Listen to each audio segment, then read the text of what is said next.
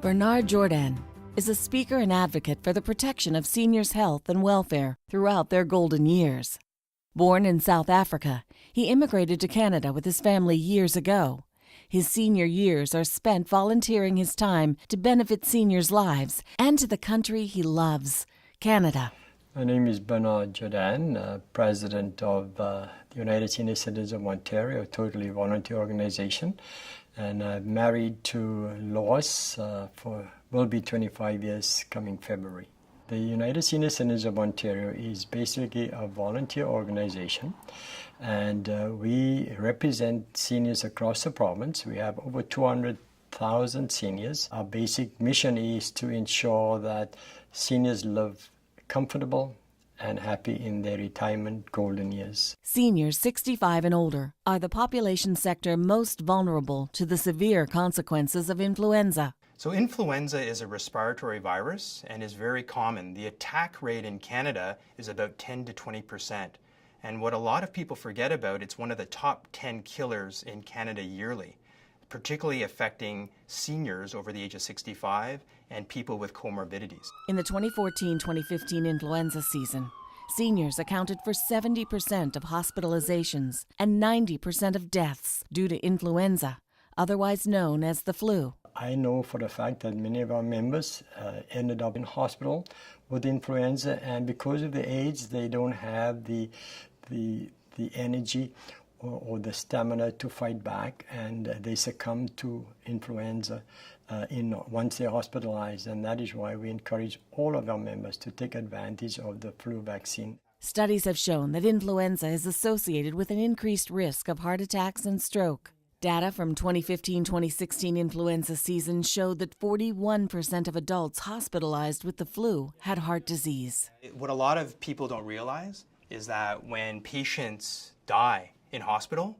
on the post-mortem, it'll say heart attack or stroke. But really what we often forget, and that's why they talk about the underreporting, is that what brought them in was flu.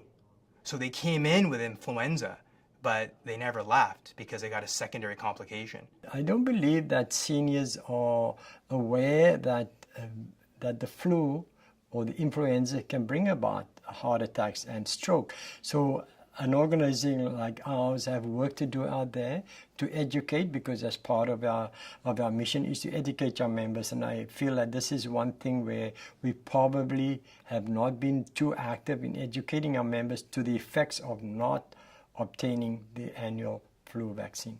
As we age, our immune system weakens, leaving seniors more vulnerable to contracting infectious diseases like influenza. And additionally, with age, the immune responses to vaccines are diminished. Seniors do not generate a good antibody response to standard vaccine.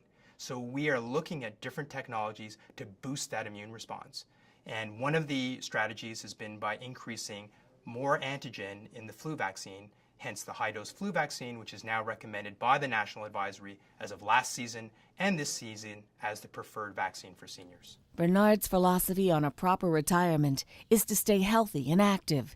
He believes that the healthier you are in the golden years, the happier you will be. I met Lois, my wife Lois, through taking ballroom dance lessons after years and years of working long hours, and I needed to have some recreation.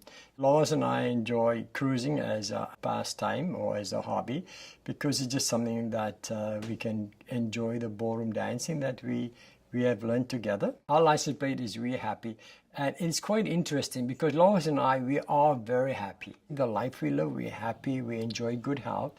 And it's quite ironic when we're driving down the highway anywhere, people will look to see, are these two people in the car happy?